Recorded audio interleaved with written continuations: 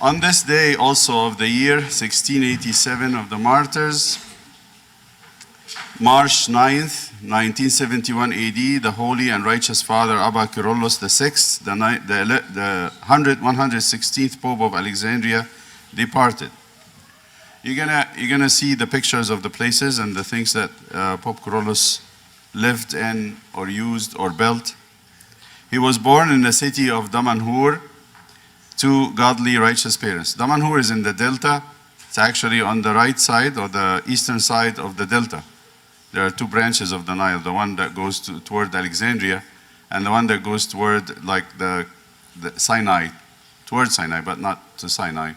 And the Damanhur is the one on the east side in the delta. If you can see that, it's, that's too crowded. It's actually on the east side of the delta, let me just say that. When he was born, he was given the name Azar Yusuf Atta. There was a monk who used to visit their house. Monks used to leave the monastery for running errands, and this monk, his name was Hegumen Tadros el-Baramosi. And Tadros el-Baramosi was a monk who lived in the desert, went down the city for errand, and he used to stay with the family of Azar. Can we see the what's that? Tadros, you don't have it, okay. Tadros el-Baramosi, an elder monk, used to frequently visit them. He foretold his monastic life. He took him one time, and he was 5 years old, took Azar when he was a little boy and said, "This one belongs to us." He meant that he was a monk. He's going to be a monk. When Azar grew, he practiced the monastic life at home.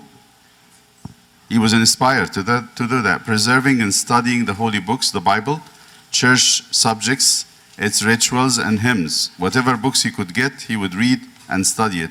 In July 1927, he went to the monastery of El Baramos, where he became a monk by the name of Mina El Baramosi.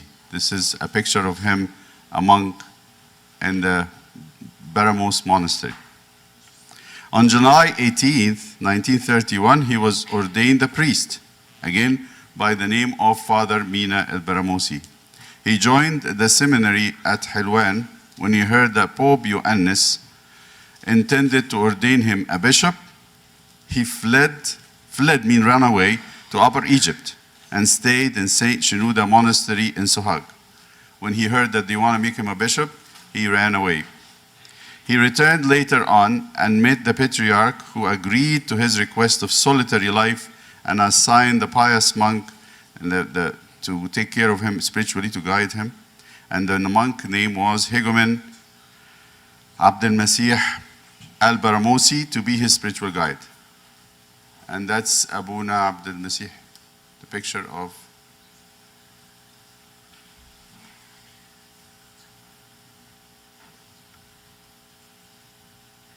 that's his father. He was a very pious man, known for his high, very deep spirituality.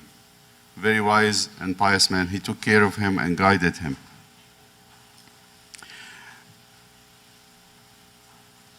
Then he lived in a cave, 1 hour walking distance from the monastery. That's the cave that he lived in. It's an hour away, and this is the place he lived in and prayed and slept and stayed during the day when it was hot or it's cold. This is the place he lived in. He only came to the monastery Saturday night to take care of the elder monks, attend Vespers and the Sunday liturgy, to partake of the holy mysteries. Early in 1936, he lived in a deserted mill, and then he left that place and left to, for some reasons, there's many details in his life that it's very difficult to bring all of them. He went to near Cairo, there is Muqattam, the mountain, and he lived in this mill. It's an abandoned mill, old, very old mill on the Muqattam mountain in Old Cairo. This is where I lived not in the mill, but in the area of Manial Masr Adima. We visited this mill many times. In 1941, he was assigned to be the abbot of Abba Samuel the Confessor Monastery. That's inside the mill today. They have an altar and a small church. So he was assigned to be the abbot of the monastery that was very deserted and ruined. So he worked very hard to renovate it, and he established a new monastic life in that monastery. Many people are in this monastery today, many monks. The church, and built new cells for the monks. The church was consecrated by the late Bishop Amba Athanasius of Beni Suef, who gave him the rank of a hegumen. That's another saint. Amba Athanasius is a great man. In 1947, he returned to Old Cairo, where he built a church after the name of Saint Mina. He loved that martyr. We didn't know, Egypt didn't know about Saint Mina until Pope Kyrollos actually brought him to light. So he built that church that now it's really bigger than when he started. It was a small church when he started. And he stayed near there. In that church, several pious monks became his disciples. Many of them later on became bishops of the church. They became bishops. Because of his perpetual prayers, he was praying non-stop, and strong faith, he healed the sick, cast out evil spirits, and solved many problems for his visitors. Whenever you have a problem, you go to him, and he will give you an answer to your questions. When Pope Yusuf II departed, after the long process of nominations, the elections were concluded, and an altar lot was drawn to the anchorite hegumen Mina el Baramosi was chosen to be the 116th Pope of Alexandria. His consecration took place on Sunday, May 10th, 1959, as Pope Cyril VI in June 28, 1959. His Holiness consecrated a Patriarch Catholicos for the Ethiopian Church to strengthen the ties between the sister churches. This was very common in Egypt. Not too many popes in Egypt did this, but one of them, the few popes, was Pope Kyrollos. In November 1959, Pope Kyrollos put the foundation stone of the monastery of the martyr Mary Mina, and the wonder worker in the wilderness of Mariut, and relocated his pure relics to it. By the way, St. Mina's place was known in the very, very early years of the Christianity in Egypt, and it was ruined and abandoned after the Arab conquest. Nobody knew about the place, very few people. Pope Kyrollos was very much interested in bringing this place back to life. It was a very famous place. Everybody from everywhere. I heard recently they found pottery of St. Mina's, the place, the community in Japan. I've heard about this, that they found pottery of Mary Mina from the 5th century in Japan. So Pope Kyrollos returned this place to life. In 1967, Pope Kyrollos compounded the Holy Myroon, which was a historical occasion since this was only done 26 times in the history of the Coptic Church since the foundation. In April 2nd, 1968, the Immaculate Mother of God, St. Mary, was transfigured. This is an image from New York Times, and taken by a reporter about St. Mary appearing with light on top of the dome of the church in Zaytun in the time of Pope Kyrollos. In June 1968, Pope Kyrollos received the relics of St. Mark after sojourning away from Egypt for close to 11 centuries. 1,100 years, St. Mark's head was out. The body was out of Egypt. It was in Venice. He laid it to rest in a reliquary especially built under the altar of the great cathedral. And this is where he's bringing the box of the relics. You see on his right side is Haile Selassie, the Emperor of Ethiopia. It was a great friendship.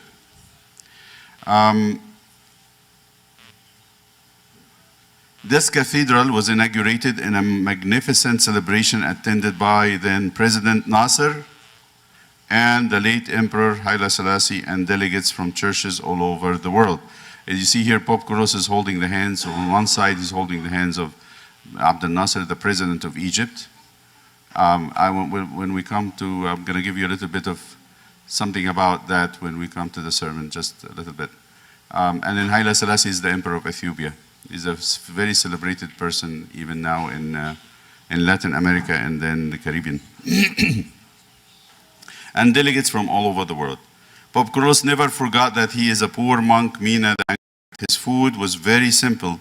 Many days he would subsist on a meal of dry bread, salt, and cumin after the late divine liturgies. which concluded in the evening. The late liturgies, that's why we love late liturgies, because Pope Kyrollos started to teach us that.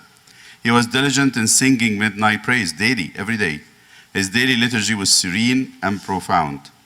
God has accorded this pure father the gift of working great miracles even after his departure. When God wanted to give him rest from the afflictions of this present age, he had a brief illness, and on the day of his departure, he received a number of his children. He raised the cross and said, "May the Lord arrange your affairs." Then he delivered his pure soul into the hands of God, whom he served and loved. On November 25th, 1972, his pure relics was relocated to the monastery of St. Mina at Mariut, according to his handwritten will. Pope Kyrollos himself, he said, "When I pass from this life, take my body to the monastery of St. Mina."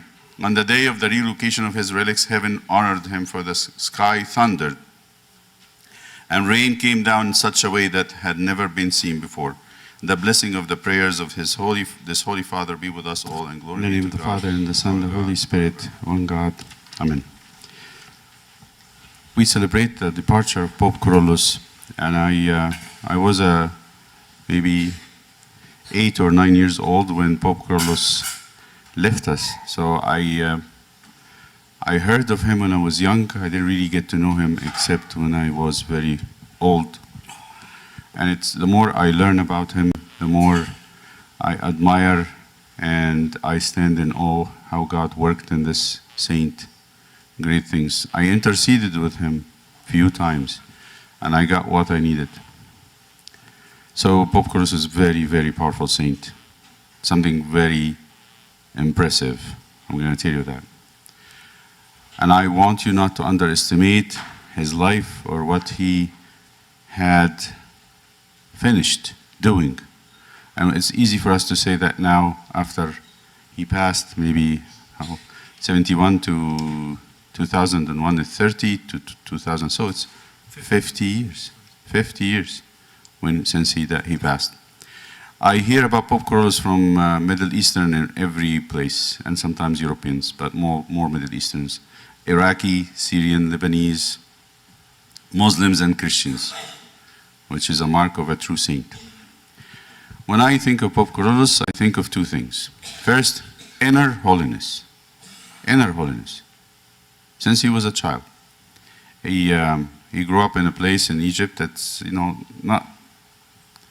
not very privileged. Damanhur and the Delta was poor areas, not really, they didn't have what we have today. But his family was a church people, loved God, and he grew up to love prayer. Pope Kyrollos, I'm just going to tell you, this is what's impressive about him. He was at rest, at his highest joy in prayer, liturgy, church, tasbihah. This is where he found himself. Again, this is how a person grows in holiness. He finds joy, is excited, not in playing with his kids, with his friends, or not going and watching a movie, not in playing a deck of cards or playing a game. His highest joy was in prayer. For this reason, he had his own Akbeya, he had his own Salmodiya, the book of Tasbihah, he had his own Khulagi. He actually had to write them by hand sometimes when he couldn't find them. He would just copy it. Imagine you get a book like this and you sit down and copy it for you to use it at home. He did that. And it all started with this incident at 5 years old when he was a little boy. A monk came from the Baramos, from the monastery, and just had him and sat him on his lap. And they tell us that the monk told his parents, Abuna Tadros says, "This one belongs to us." And I think the boy took it to heart. He felt so special. Recently, and this is where God's work, by the way. So that's more than what we can do. Recently, we visited a monastery here in Troy, a convent for nuns. And one of the older nuns, she's like 70, she said, "I knew I would be a nun when I was 5 years old." And we asked how. She told us the story. She was in her she was 5 years old again, and was with her parents in their store in a strip mall. They have a restaurant. I wonder, Greek with a restaurant. Right, so she was working with them, or she stayed with them, and then during the day she had this couple that she loved to go and visit, and the couple had a florist store. They sell flowers. So she goes there, and one day she said, I was going through the door, I said, something told me, like a voice whispering to me, watch who's gonna come out. And so she looked, and the door is open, and this beautiful woman came out carrying flowers in her hands. After that, she went and she asked, who is this woman? And they told her, she's a nun. And what's a nun? She said, they said, that's the women who love God and pray and live in a convent. And she said, right there, I said, I am going to be a nun. That's it. So she did know that she would become a nun when she was 5 years old. That's very special. But in him, in Pope Kyrollos, when he was Azar, the little Azar, he cultivated inner holiness by clinging to prayer. It's not easy for many people, by the way. It's not easy to go that route. Well, how you do it? Jesus told us in the beginning it had to be forced. You grab yourself back to the same thing over and over again and don't mind anything else. What's he looking for? He's looking for intimacy with God, to have God live in him, to be a place of holiness. So he, growing into love prayer, liturgies, tasbihah, agbiyah. By the way, he's known for his record of liturgies. If you know how long he lived to be, 69. So he was a priest since he was maybe 30. Let's just assume 30, I don't remember the date. 33? 33 to 69, well, how many years is that? 36? 36, multiply that by, I would say 360. I'll give you 5 days out. 360 multiplied by 36. And that would be the number of liturgies he celebrated his whole life. It's known about him. He is a record breaker for the number of liturgies. He didn't do it to make a record. Believe me, this is not something, we get impressed by that. He doesn't. He doesn't care. All what he cared about is that every day he feels at home when he is praying a liturgy. And he did this even when he was alone. One of the things he did not really care about is what people thought. He didn't think at all what people would think. There's a story about him, and we have tons of stories about him. When he was in the monastery, in his cave, enjoyed his life. He was very happy there. Everybody said that. But there was a problem in the monastery that he was in, Baramos. And maybe 9 monks were kicked out of the monastery, and were seven kicked out of the monastery and were sent to Egypt because they didn't think they belonged to the monastery. Abuna Mina Baramosi decided to go with them because he felt it was unfair treatment. And he was not under the judgment. He chose to go out with them. And they all got reconciled, went back, and he stayed his place. He stayed in Mu'attam, in this windmill that you saw. In that windmill, because I lived in the area, I lived around Old Cairo and this area. We used to go there and visit the place. It's a very, if you imagine, it's up on a hill, rocky hill that overlooked the civilized world, but it's a very remote area. It's not really, there's nothing there. And he lived there by himself day and night for a while. He used to pray every day. Abu Rafael, his disciple, later said, there used to be a deacon that goes up to pray liturgy with him. And the deacon was an old man who was not very smart. And he would pray the liturgy, and the deacon would actually yell at Abuna Mina, Abuna, you're interrupting me. I didn't finish my response. And Abuna Mina would say, okay, Habibi, just okay, forgive me. And he would give him all the time he needs. But this is it. He prayed the liturgy every day.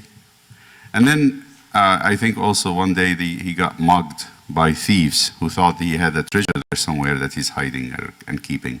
And he had to drag himself down to the hospital down in Old Cairo. And this famous story, he went there and he was like bleeding from his head, and he was this after he got unconscious for a while. When they wanted to make him a leader, a bishop, in the time of Pope Ioannis, he ran away. He's not interested at all in that. He's not interested. And this is the mark of a godly person. He doesn't really care much about what people think of him or what control he should have or what power he should have. He's more interested in developing that intimacy with God because he believed in him. He believed in God. He didn't really was making up a show or trying to please anybody. The church teaches us that when you develop inner holiness, listen to me, when you develop inner holiness, when you really get God to live in you, you develop also outside glory. This is very, very true.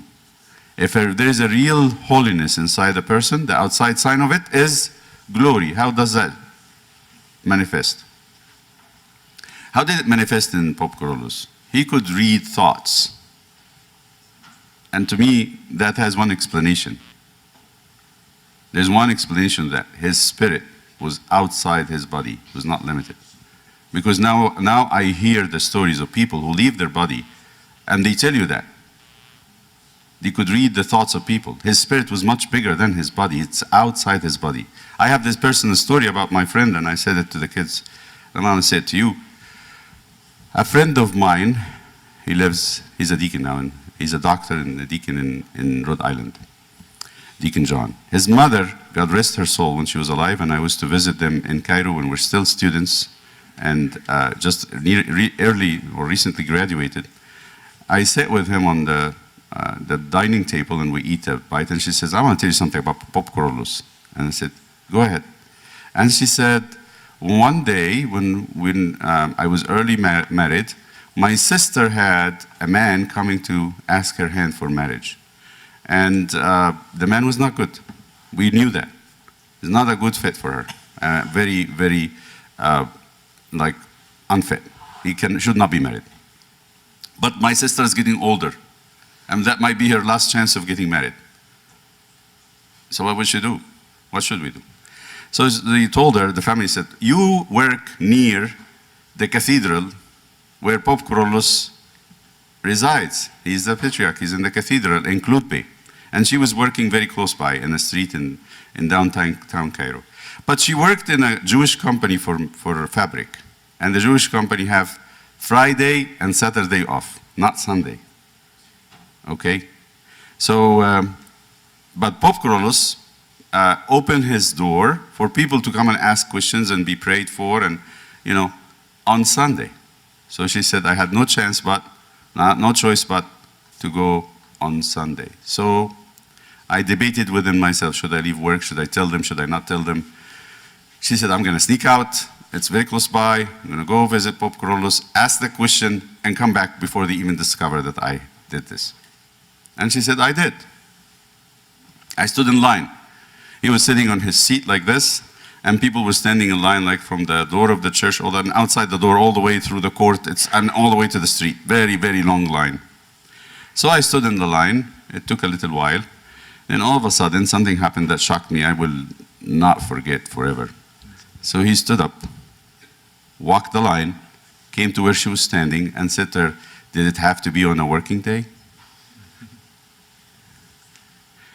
She said, I forgot everything I wanted to ask for. I turned around, I ran. Ran back to work. You hear this all the time. I'm just telling you, this is something that it's like a mark around him. Every few weeks I hear somebody telling me something about Pope Kyrollos, especially the older people. And unfortunately that generation is passing, so we don't have that many people that we know about, that they encountered him personally. In his time, there is lots of things that God did. So the first one is the inner holiness. And then that leads to outside glory. There's something about the person that the people around him start to feel. There's something there that is abnormal or supernatural. That doesn't really happen unless the person inside is holy. You have some other ways of doing that, but but the mark of holiness. The church insists. We cannot call somebody a saint unless you give me some documented, proven, supernatural miracles. And there's tons of that with Pope Kyrollos. So what is the second thing? When God sees, listen, when God sees inner holiness, not the glory. When God doesn't get impressed by the glory, it's His glory. When God sees inner holiness, He takes that person and put them up, even if they don't want. Didn't Jesus say that? Do you know what I'm talking about? No one hides the light under a basket. But where do they put the light? On a light stand. So if you have a light in your house, where do you usually keep the light? Under the bed? You put it in the cupboard?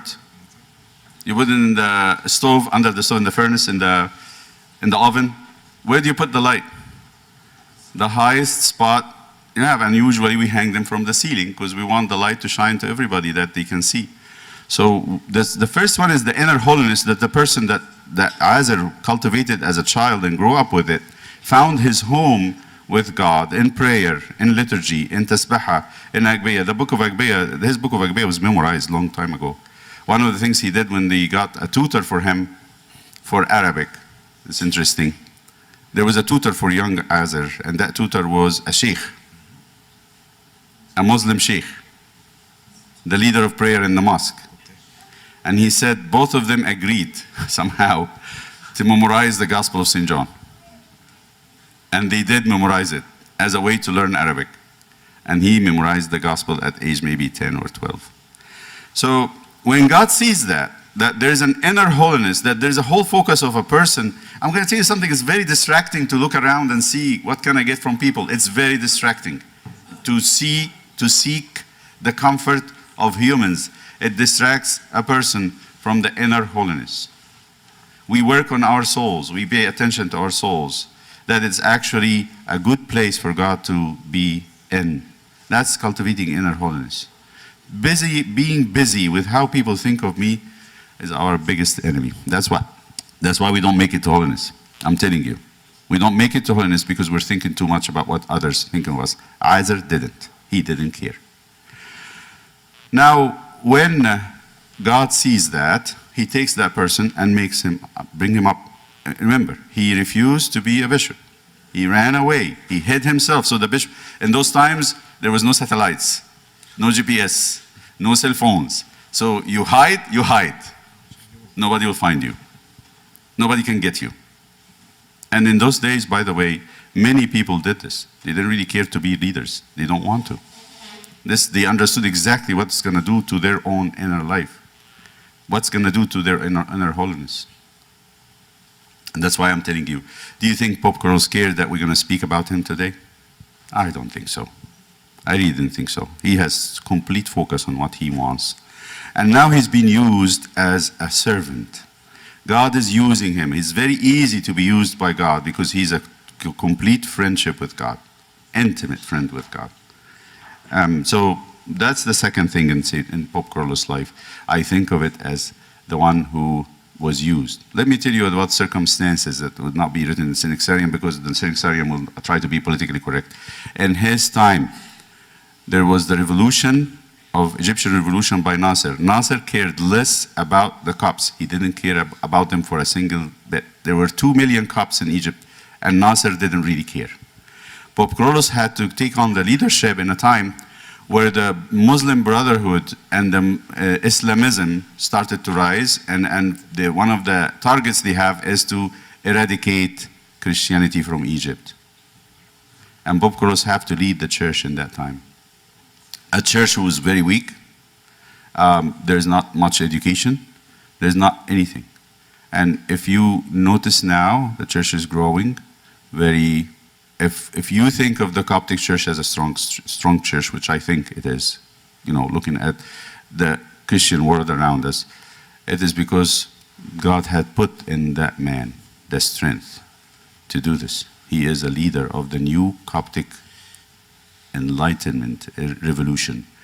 And he did not do it as a plan. He did it only on himself. He only took care of one man, and that man was him. And that's it. And God used that strength of him to build the church. This is usually God's work. Think about it. Jesus had spent 30 years in silence. Silence, complete silence. Nobody hears about him, anything. Nothing written about him in the gospel. But that 30 years of silence, God the Father used to found the church. Now, there's a book written, I'm recommending that. I didn't read it yet. I'm very excited to read it. It's called A Silent Patriarch.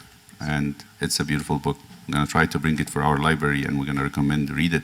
It's a scholarly work. A person who went, collected all the letters of St. Pope Kyrollos, and studied those letters and built the biography of Pope Kyrollos from the letters, because he had written tons of letters. In his time, he was, as a patriarch, he was very active, trying to reconcile things and to make things very beautiful. I want to tell you about this one picture where he's holding the hand of the president, Abdel Nasser, and the hand of the emperor, Haile Selassie, the Christian Orthodox emperor of Ethiopia, and climbing up this is an icon.